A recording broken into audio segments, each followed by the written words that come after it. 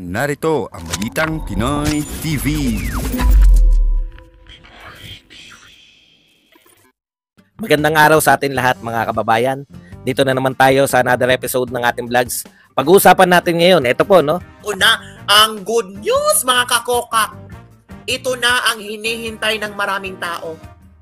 Ito na ang nagiging sign. Ito na ang hudyat na lalaban na tayo.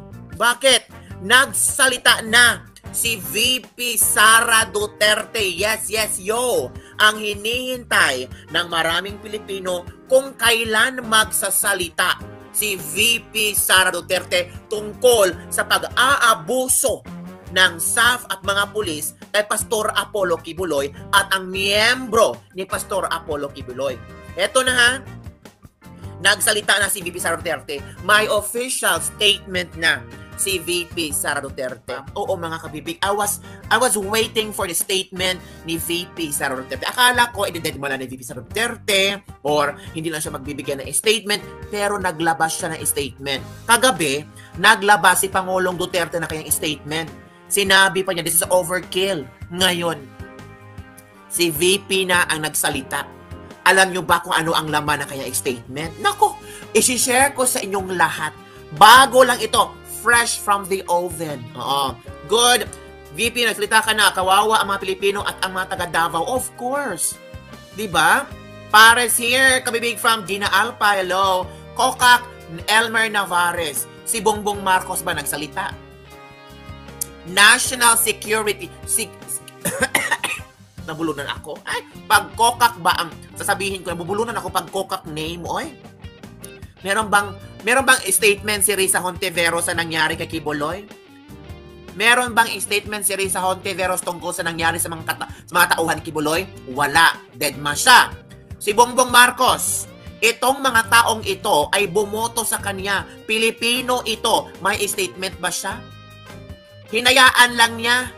Hinayaan lang nila at nag-i-enjoy sila. Di ba? Nag-i-enjoy sila na malugmok, matroma ang mga bata. Human rights, gumising kayo. Risa Hontiveros, di ba? Kasi nadong may mga committee ka tungkol sa mga pang-aabuso. So don't tell me hindi ito pang-aabuso. Kasi si Pastor Apollo Kibuloy ito, hindi ito pang-aabuso. Di ba? It's so unfair. Kasi ang nakikita natin, pang-aabuso ito. Wala kaming question sa warrant of arrest ni Kibuloy. Ang kini-question namin, ang ginawa ng SAF at mga pulis. Ang may video. May video ay. Hindi naman kami gagawa ng istorya kung walang video, walang ebidensya. At marami ang nagsasalita. At may mga bata pa talagang nadadamay sa ginawa niyo. 3 to 4 a.m., nandiyan ako sa labas. Ano? Grabe naman. Wala ba kayong informante na wala si Kibuloy dyan? Diba? Wala ba kayong informante na nagsasabing huwag tayong pupunta sa lugar ni Kibuloy kasi wala si Kibuloy dyan? At talagang grabe yung pagpasok nyo? Harassment ang ginawa nyo? Kabibig, good evening, Cici. Hello, H. Liza. Cheryl Borgos. Hello, Day. Kumusta, Day? Dolores Moreno. Kumusta kayo dyan? Oy. J. 1984. Inocencia. Hello. I like nyo ang video. I-share nyo ang video, ha? Para ating isampal sa mga nagsasabi na si VP Sara ay walang pakialam kay Kibuloy. Walang pakialam sa Pilipinas. Take note. Trabaho ba ito ni VP Sara ang pangangalagaan, ang security ng mga Pilipino? Hindi. Sinong trabaho itong pangangalagaan ang seguridad ng mga Pilipino? Kay Bongbong Marcos. Diba? Kay Bongbong. Kay Bongbong Marcos yan. Napangalagaan ba? Hindi. Inabuso. Maraming mga KOJC members ang until now ay hindi naka-move on sa nangyayari sa kanila. Masakit man, pero kailangan nilang lumaban.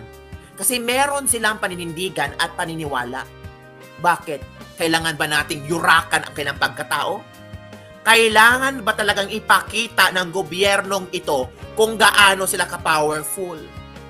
Kung gaano sila makapangyarihan at kaya nilang tiris-tirisin at apak-apakan ang human rights. Diba mga kabibig? Madami na ba nag-like? Salamat at madami ang nag-like ngayon. Eto na, kabibing ang masakit nga, kakasuhan daw ang KOJC, sabi na sa News 5. Bakit kakasuhan ang KOJC? Sino ba ang nagsugod? Kabibing favor, paki-jacket mo si H. Lisa, ka-DDS Dinja. O, legit yan ha. Kasi alam niyo naman, marami akong nabigyan ng jacket pero hindi pala legit, inaway ko. So, ang ginawa ko, tinanggal ko ang mga jacket nila. Kasi, bashers pala sila sa akin. Oh, 'di ba mga kabibig? So yun, sige, tingnan natin ha. Bigyan natin siya ng jacket. H. Lisa, welcome to the club. No. Tika muna, H. Lisa ha. Bigyan kita ng jacket. Kasi malamig. Diba? Malamig, Lisa. Okay, bigyan kita ng jacket. Wait for our H. Lisa. I'll give you a jacket. Okay, H. Lisa. Okay. Oh. Yung mga moderator ko, yung iba, tinanggal ko ay kasi mapangit na mga sinasabi. O, mga pangit, tapos inaaway pa ako nila. Ano bang nagawa ko sa kanila? Diba? Ito na. Hold your breath at i-share ko sa inyo ang statement ni VP Sara Duterte. Okay? Ito na ha. Para talaga sabihin nyo hindi ako nag-debak-lebak without evidence. Ito na. Maghintay kayo.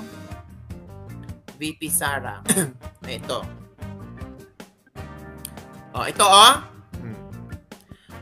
Oh, yan ha. Sabi ni VP Sara Duterte, kaisa ako sa mga nananawagan ng maayos, katanggap-tanggap at makataong pagpapairal ng batas at pagtataguyod ng hustisya sa ating bansa. Una ha, maayos, katanggap-tanggap. Katanggap-tanggap ba ang ginawa ng SAF at mga pulisya sa KOJC? At makataong pagpapairal ng batas at pagtataguyod ng hustisya sa ating batas. Kasunod ito ng magulong ha, VP Sara Duterte describe sa nangyari sa KOJC, magulong pagpapatupad ng arrest warrant kay Pastor Apollo Kibuloy kahapon. Magulo ha? So it means hindi peaceful. Sabi kasi ng iba, peaceful na peaceful ka bibig. Pero ito galing sa ating VP, magulong pagpapatupad ng sanhi ng questionableng pagpapakita ng labis na puwersa at otoridad sa harap ng mga sibilyan. Questionableng pagpapakita ng labis na puwersa at otoridad sa harap ng mga sibilyan. Don't tell me walang naabuso. Questionable sabi ni VP Sara, questionable. Don't tell me saktong-sakto ang ginawa ng mga ng mga staff, ng mga pulis. Perfect na perfect lang. Naaayon sa kanilang gusto. 'Di ba? Naaayon lang ba sa kanilang gusto? O sinabi na ni VP Sara Duterte, questionable. Si VP na ang nagsabing questionable ang ginawa nila. 'Di ba mga kabibig? Okay, next. Sa ating pagpapairal ng batas, huwag nating kalimutan ang kaligtasan ng lahat, lalo na ang mga sibilyan. Bakit? Yung KOJC members, hindi ba sibilyan? Sibilyan sila. Diba? At mahalagang matiyak na malayo sa panganib ang mga kabataan. Malayo sa panganib ang kabataan. May mga kabataan na natutroma na sa ginawa nila. So ngayon, ano ang gagawin ng ating VP? Ano ang gagawin ng mga komite sa Senado? Well, yung kaso ni Kibuloy, iba yun eh. Iba yun. Ito, another kaso ito. Diba? Huwag din sana nating kalimutan na ang pagdarahas sa ating mga mamamayan ay paglapastangan sa ating demokrasya. Sana ay mapanatili natin ang respeto, kaayusan, at kapayapaan sa ating bansa. Maging laging mahinahon din sana ang mga Dabawenyo at ang buong sambayan ng Pilipino at magkaisa ang lahat sa pananalangin para sa katotohanan at hustisya. Yan ang statement ni VP Sara tungkol sa nangyayari kahapon. Puwersahan, questionableng pagpapakita ng labis na puwersa at otoridad sa harap ng mga sibilyan. Yan ha. Yan ang statement ni VP Sara Duterte. Nakita ni VP Sara Duterte ang dahas na ginamit nila. 'Di ba?